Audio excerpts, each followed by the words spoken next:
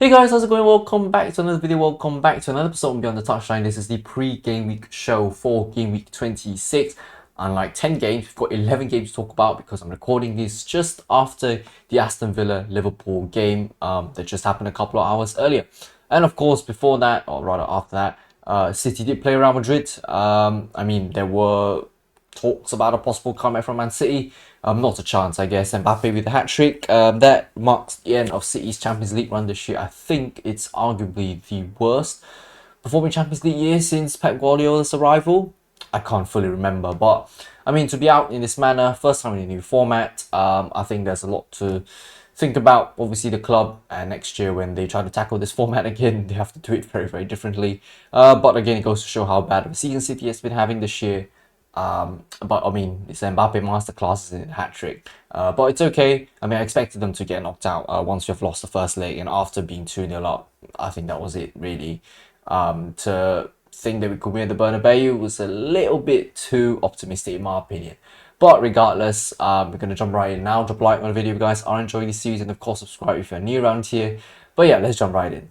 So obviously, as I talk about the game earlier, Liverpool and Villa, sorry, the other way around, Villa and Liverpool did play earlier this morning. I predicted 1-1, if you guys remembered from the last episode. So technically, I predicted the outcome correct for this one. I think this one, I mean, I've not watched the highlights yet, but arguably, by looking at the scoreline and looking at the statistics, maybe Liverpool would at their best again. I'm not too sure, to be honest. But Salah scored another goal and he's had another assist, which again just shows how good a season Salah has been having. He's been impeccable this season. He's continuing stride after stride.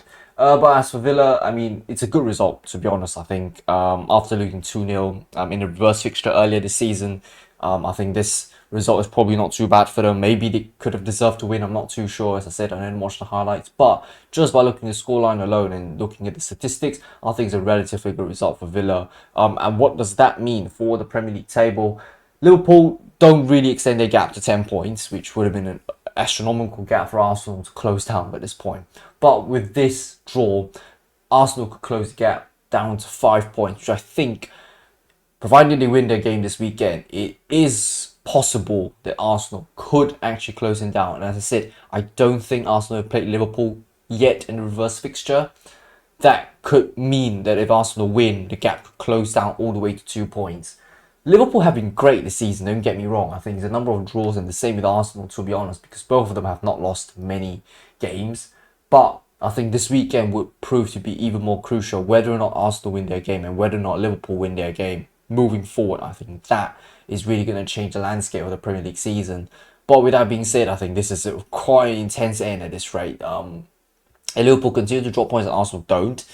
Yeah, we could see Arsenal turn around, which is usually the other way around, isn't it? As for the statistics, as I said earlier, because Salah scored his goal and had his assist, he's still leading for both rankings, which is just remarkable to me. Salah has just been brilliant this season. I don't have anything more to say about that. Right, so we have the fixtures essentially for Game Week 26. I mean, we have Leicester, Brentford, we have Everton, Man United, Bournemouth, Wolves, Ipswich, Tottenham, Southampton, Brighton, Arsenal, West Ham, Fulham, Palace, Villa, and Chelsea. After Villa playing Liverpool, and after play Chelsea, Newcastle, Forest, and last but not least, a blockbuster Sunday, Man City, Liverpool. Right, to start things off, Leicester and Brentford, I mean, still the same, essentially. I think these two clubs have not changed much over the past couple of weeks, past couple of game weeks. Rather, I think Leicester City are still the same Leicester City that we know. Unfortunately, they do look like they're doomed for relegation as the weeks go by. Ruud van Nistelrooy doesn't look like he's been able to change the squad in general, which obviously is not good, but that is the state of play as it stands at the club.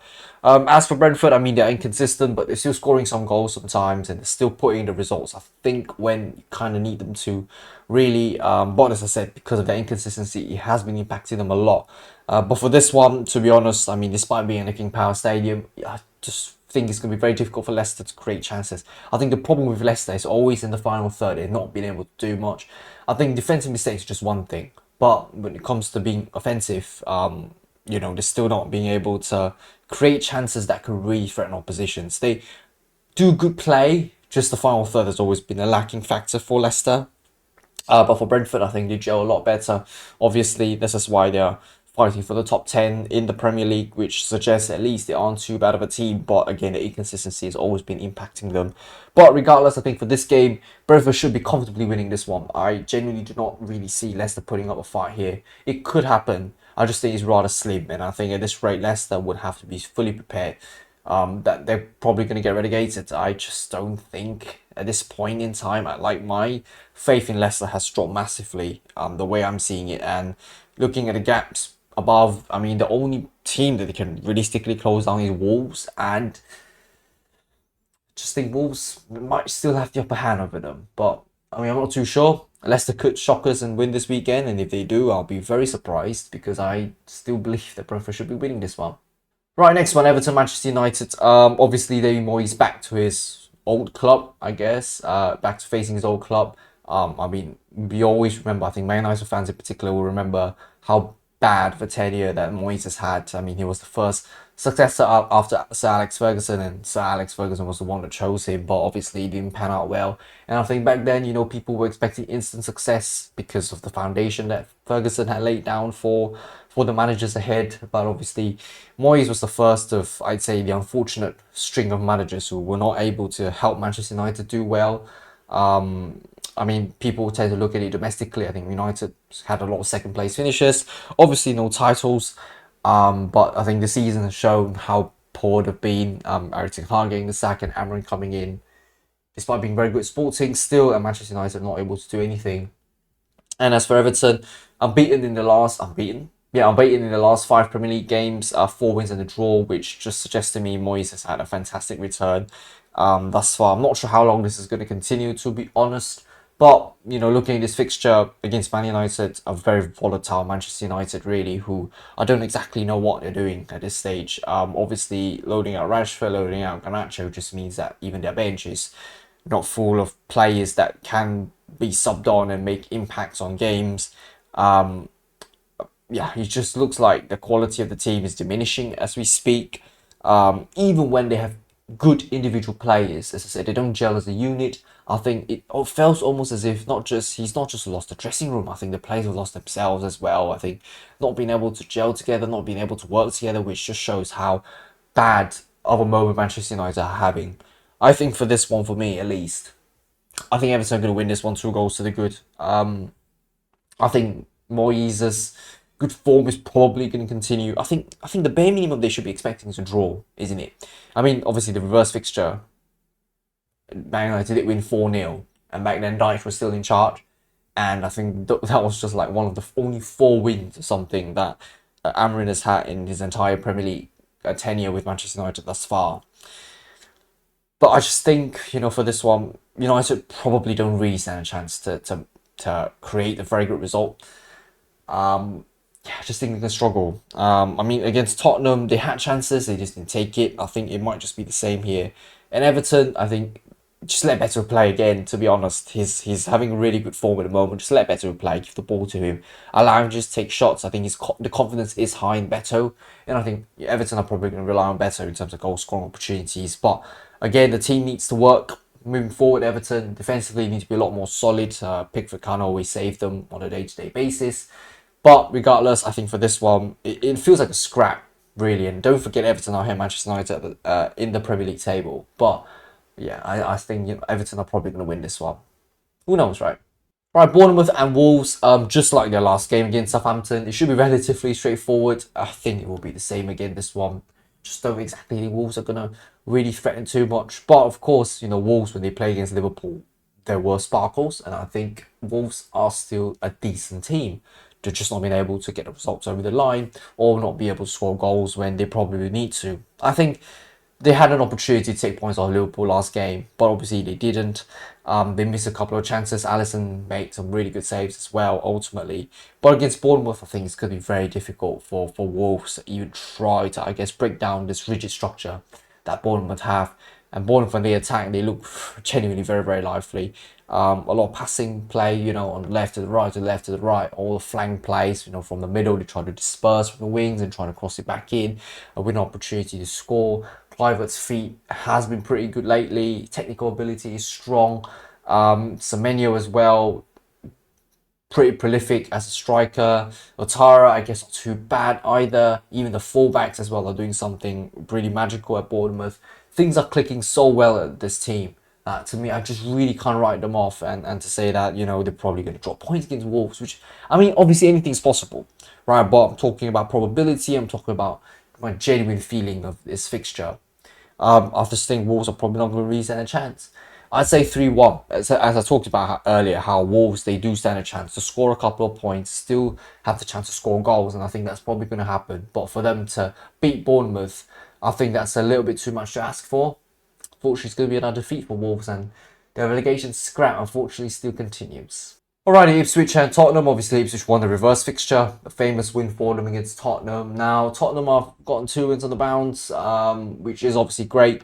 Some players are coming back for them. The injuries are getting arguably fewer and fewer, but who knows, right? It might just increase again if the physios don't do their job well. But at least I think Vicario being back against Man United, I think that is the one thing that Tottenham really, really needed. A solid goalkeeper to help, I wouldn't say to take games, but rather at least to keep the goal, you know, pretty secure. I mean, don't get me wrong, but Tottenham don't really have good backup goalkeepers when they rely on Kingsley, for example. You know, ultimately that was just, you know, a backup option. He is still relatively young, Kingsley, and he needs to have time to develop himself. So always rely on the big stage is just too much pressure on the lad. But anyways, having Vicario back is great for Tottenham. Now for this game against Ipswich, obviously, you know, they will want to take revenge on Ipswich, and I think, you know, they should be relatively winning this one as well. I think for Ipswich, they're still going to try to fight their best. Are they going to realistically get the double on Spurs? I mean, on the Spursy evening, it could happen, but I just feel probably not for this one. I think there is a level of momentum that's getting back into Tottenham's hands now. And all they need to do is continue on that momentum, build on that, instead of just, you know, hoping things are going to work out, which obviously not always they do. Right, so for this one, I say Tottenham will win. But genuinely speaking, I'm a bit apprehensive about this one because I genuinely think Ipswich could just really nick off points off Tottenham. And to be honest, based on these predictions, right, if Wolves do lose, or rather based on the results when they happen, if Wolves do lose and Ipswich do win, they will leap from Wolves, and Wolves will be dropped to relegation zone. Which, again, you know, this relegation scrap that's been going on is pretty massive, I think, between Wolves, Leicester and Ipswich. So we'll see what happens with this one. But for me, at least, I genuinely believe that Tottenham stand a great chance of winning this one. It's just whether or not they will and whether they want to. Southampton-Brighton. Again, Southampton, same story, really. Nothing much has changed for this club. 2 wins only in the entire Premier League season. They are, I think their points tally is like less than 6 times of Liverpool as we speak now, because Liverpool have now got, even then, 60 points to their 9. I think that's like a multiplier of what, 7, nearly 7 actually. So Liverpool nearly 7 times more points than Southampton, which goes to show how diabolical of a season they've been having. I think I'm reiterating this again and again and again. Ramsdale is a great goalkeeper. I feel like that's pretty much Southampton saving grace at this point for certain games, for not conceding so many when they're just bound to lose games. I think for this one, I've predicted a pretty free-flowy game, to be honest. I think Brighton will be quite competitive for sure. And I think Brighton, when on good days, on days that they can really, really perform, I'm fully certain that they will be able to score a lot of goals. And as I said, the chances that Brighton creates, right, are pretty substantial and pretty magical to watch as well, which I think that's an advantage for them. And I think they can try to do this against Southampton. I think it's going to be a 4-2 win to Brighton. I think they have to win Brighton. It's ridiculous to me they actually don't win this one. Yeah, I just feel in terms of the form book, despite their up and downs, right, against a Southampton who's been pretty much losing almost every other game. Surely they can't drop points. That'll be very, very funny. But who knows, right? As I said, I don't see that fighting spirit from Southampton. Neither do I feel that Ivan Juric is really the man for Southampton at this point. I don't know if his sack is impending, or you're just going to see the season off, accept that they're going to go back to the Championship, allow Ivan Juric to go to the Championship with them, and see how he does there. Because as I said, Southampton is a very, very good Championship team.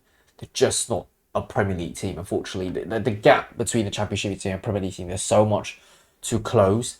And maybe just add this on, right, Burnley. I mean, Burnley, currently in the Championship, right, they're just relying on 1-0 results, 0-0 results, They've kept clean sheets for like 10 consecutive games, which on paper sounds fantastic. But the way they've won games just like 1-0, 2-0 at max, or a lot of draws coming 0-0. This sort of result isn't really going to cut it in the Premier League, to be honest. If you can only hold to that sort of result in the Championship level, you bring that tactic into the Premier League, I genuinely think it's not really going to be easy to work out. But I mean, they're still not in the automatic promotion spot, so they might not even come up next season. But who knows, right? I think we'll see about that when the new season comes around, and that will be a different story altogether. But Southampton, yeah, I just don't see them being Brighton, so Brighton win for me. Well, Arsenal, West Ham, I mean, obviously on the back of that draw that Villa had with Liverpool, I'm sure Arsenal will know that they have to beat West Ham, which honestly, in the past, for the past couple of seasons, at least the past season at least, yeah, they've been pretty free-flowy against West Ham. I think 5-0 was the latest result or something, like 5-2 was the latest result or something like that. So as a West Ham fan, obviously very annoying to see Arsenal smashing us like that. But again, as I said, the wild card of Potter, it's still not looking positive in my opinion. I'm still quite disappointed really with what I'm seeing with Graham Potter.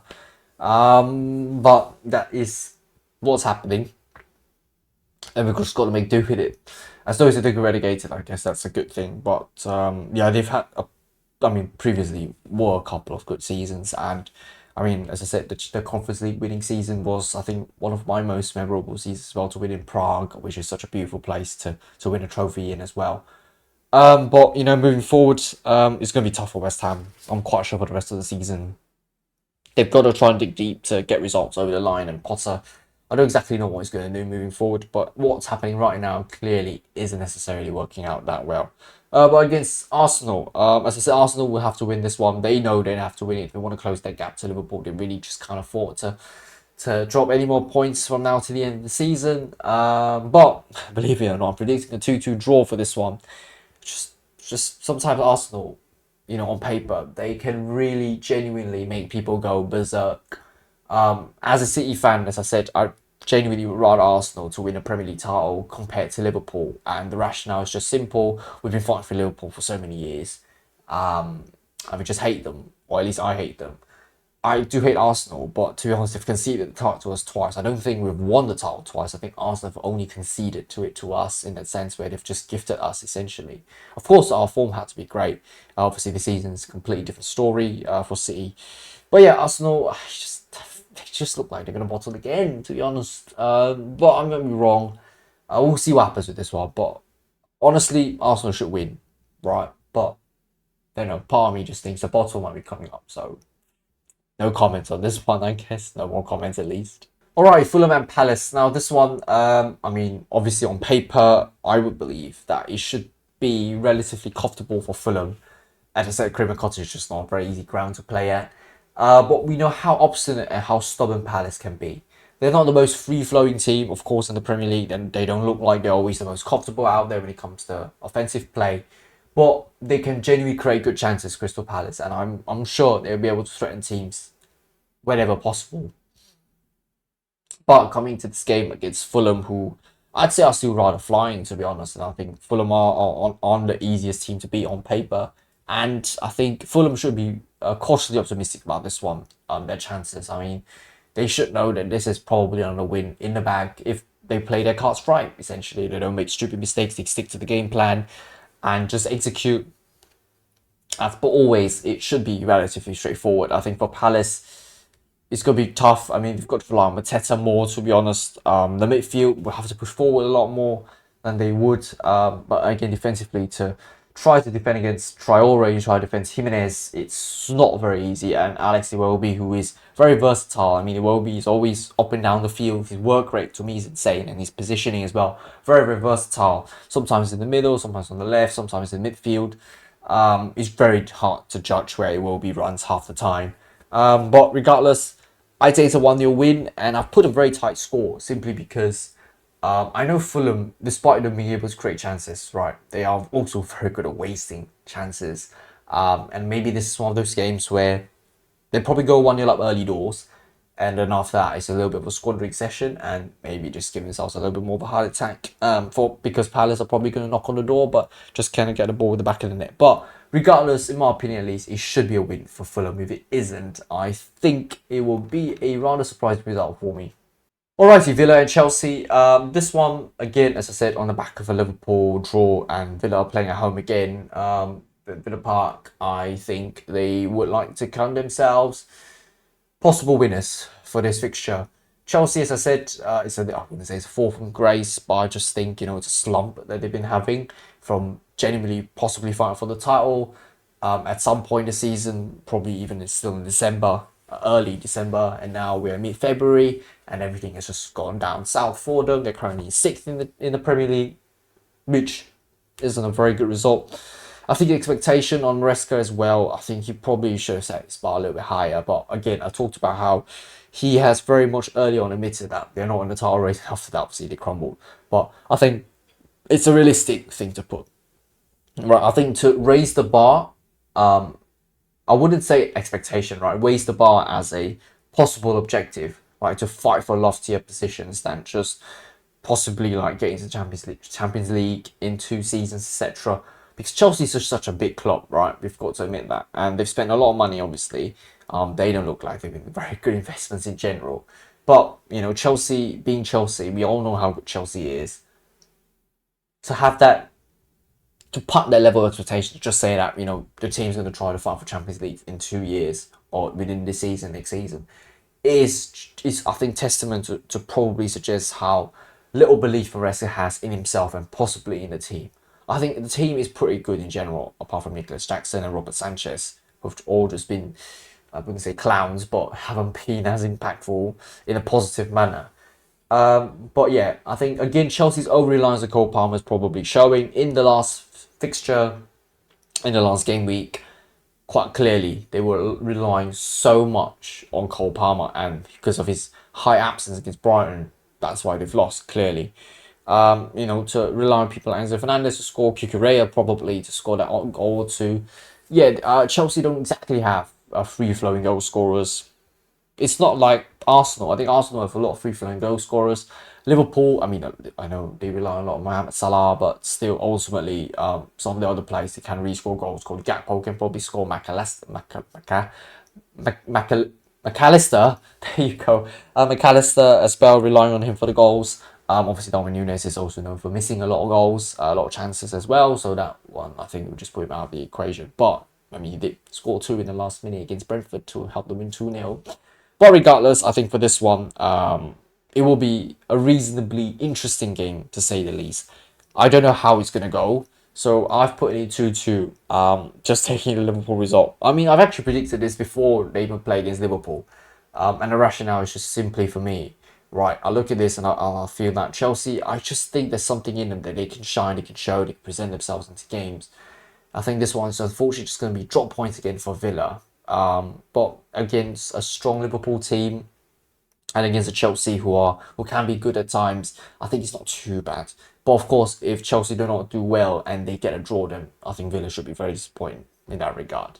Right, Newcastle and Nottingham Forest. Now this one, obviously Nottingham Forest on the back of the defeat against Fulham the last game, and now coming into this one against Newcastle, who obviously got smashed by City 4-0.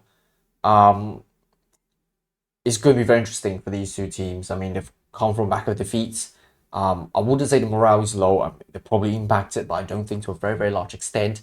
As I said, these two clubs, they're fighting for the Champions League position.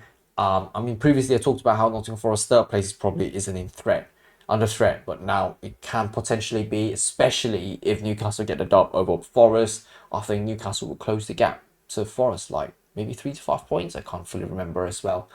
But for this one, Nottingham Forest will have to try their best to get the win against Newcastle. I think it's vital that they do that. I think it's absolutely crucial, because if they don't, it's going to be more worries moving forward. As for Newcastle, I mean, we all know how good they can be. I think the game against City was, to me at least, it felt like a fluke, because yeah, they just weren't at their best. I think they crumbled massively against City, which is very interesting to me, because they usually don't crumble this much, and in the manner which they did. I mean, obviously losing to Omar Mamouche hat-trick. Fortunately, Mamouche couldn't do that against Real Madrid. Instead, Mbappe did it to us instead. But anyways, for this one, I think it's going to be rather tight. But I think Nottingham are probably going to lose again. I just think the quality differential, I'd say, is probably in Newcastle's favour. But you know how how good Nottingham Forest can be, how good Nottingham Forest can be, especially when they, despite them not having a lot of possession, are still able to create chances. I think something similar might happen again for this one. But ultimately, I just think Newcastle probably have the upper hand over Nottingham. And yeah, because of that, I just think, yeah, Newcastle are probably going to win this one. And this would mean Nottingham Forest's third place is probably going to be under threat moving forward. Right, the big game, City against Liverpool. The result, the Real Madrid result, honestly doesn't affect me when it comes to predicting this. As I said, I predicted all the results before the Villa game, before the City game. So to me, it's just how I genuinely think coming to this weekend. To be honest, I think Liverpool just being as good as they are, I think it's relatively straightforward. I watched the reverse fixture when City lost 2-0 and Liverpool was just dominating from the first minute till the very end. Hard to get the ball off Liverpool. City looked very sloppy. They looked very disorganised. The shape was all over the place. Liverpool just kept their own easily. Had a lot of chances. Managed to make saves out of Ortega. I think Ortega was playing goal that time. Managed to get a lot of corners, in-swinging ones, deadly ones. I think a penalty as well was conceded in that game, if I remember correctly. But regardless, you know, City just really just couldn't create. To be honest, Harden was again missing for like 90 minutes, pretty much. Yeah, so Liverpool just showed their quality. And maybe it's just to do with that aging squad, they're really having not able to keep up with this really high intensity that Liverpool tend to show in games. But for this one, if you ask to me, I just don't have faith in City, to be honest, for them to win games like that. It's just difficult, I think, moving forward. I've already conceded the title, that's for sure. But individually, even in individual games, I just don't exactly see how City are going to beat Liverpool. As I said, quality differential, right? Real Madrid and Liverpool are probably very similar. City have lost another game this morning against Real Madrid, and what makes me think that we're probably going to beat Liverpool? I just don't. I just don't. I think we're probably going to lose to Liverpool, but if we do win, I'll be very amazed. In fact, you know, if this was past few seasons, I would say like, oh my god, it could be a draw, we could win, and even if we lose, it's probably because of really, really tight games. You know, it's very rare that we lose by such a huge margin. We smashed Liverpool before, but Liverpool to smash us on like scoreline wise, I think I've not seen it before. Maybe there is. I've just chosen to forget about it. But for this one, at least, I just don't think City are going to win Liverpool, despite being the Etihad. I just don't have the faith in the lads, you know, unfortunately. And it's crazy for me to say that, but that's clearly the state of play right now. 8 losses in the Premier League after this, mate, it could genuinely happen. And it's a very bad number to see. We couldn't even have double-digit losses by the end of the season, which goes to show the difference between such a good season and a bang-on average season, I guess, for a club like Man City, especially when we've won 4 in a row. And this 5th season just feels like a complete disaster. But I think that's how it will be for this one. But yeah, that'll be, guys. Thank you very, very much for watching this game, this game week. Maybe I'll just touch on a little bit more. I've predicted Arsenal to draw and Liverpool to win, which ultimately means that Arsenal will not be able to capitalise on Liverpool's draw against Villa, and Liverpool will still extend their gap over Arsenal again. So, yeah, I think I'm just predicting Arsenal to fumble even more and Liverpool to not moving forward. But this game week will be pretty insane, and actually after that, like 2-3 days later, there will be Gameweek 27. So recording will come in as soon as possible. Once this game week is ended, immediately going to record for the post-game week show for Gameweek 26, and probably on the same day, I will record the pre-game week show for Gameweek 27 to get you guys out on a Tuesday, if I'm not wrong. Yeah, I'll do whatever I can to get all the recording sessions done as fast as possible. But yeah, drop a like on the video, guys. Have enjoyed this one, and of course, get discussing in the comments down below how you guys think this game is going to pan out. But I'll see you guys next time. Until then, goodbye.